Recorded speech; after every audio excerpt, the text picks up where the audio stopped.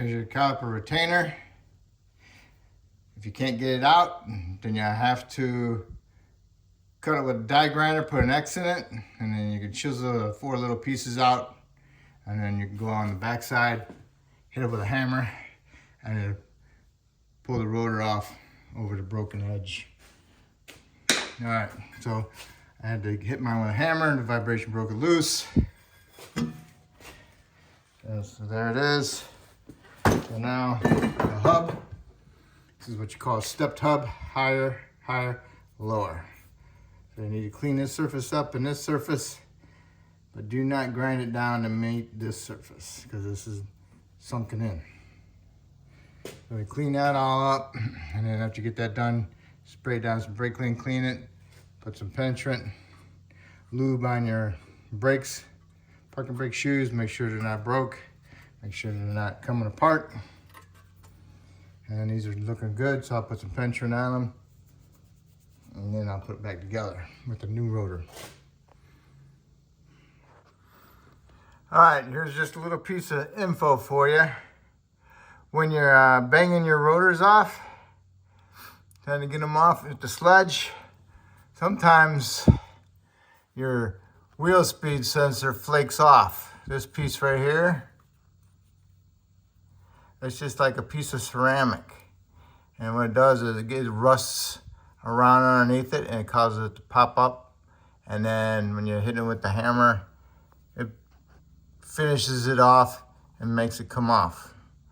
You can see all the little trigger wheels in it. See if I can get a little bit better here for you. Yeah, there you go, see them? See all of them? But anyway, just keep an eye out if you do a brake job and you had to hit the rotors pretty good with the hammer, and then your ABS light's on when you're done. Check these out, all right? Okay. I got my hub cleaned.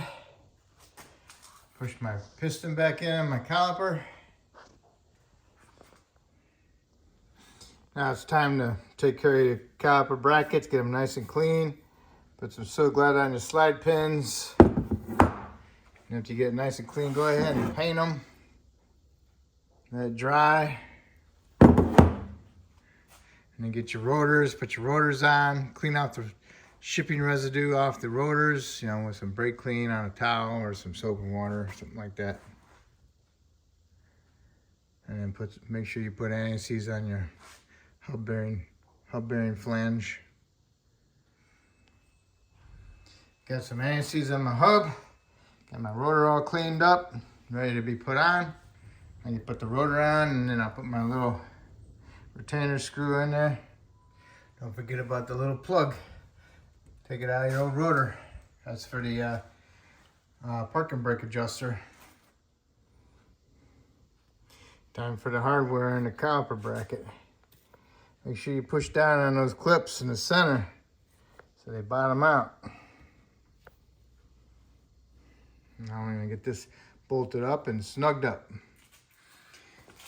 Caliper bracket, get the bolts in there and snugged up, and you need to torque them to 148 foot-pounds. Yeah, 148 foot-pounds. If you don't have a torque wrench, just put your wrench on there and smack it with a hammer and keep hitting it till it doesn't actually move anymore.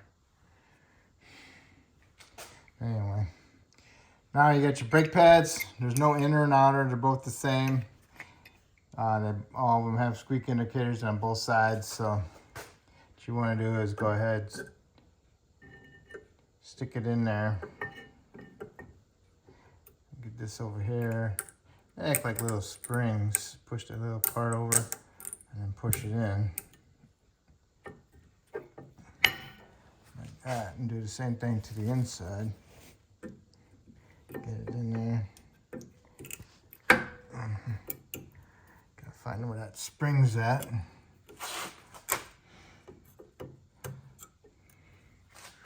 Then you can go ahead and push on it. Boom. Now, caliper's ready. Piston's pushed back in. Make sure your line's not twisted. Put it on there. Put your guide pin in. Put your caliper bolts into the pins, slide pins, just like this.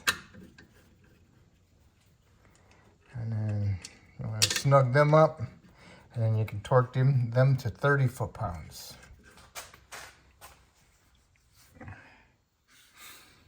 Okay, this side is done. Do the other side exactly the same way. All right.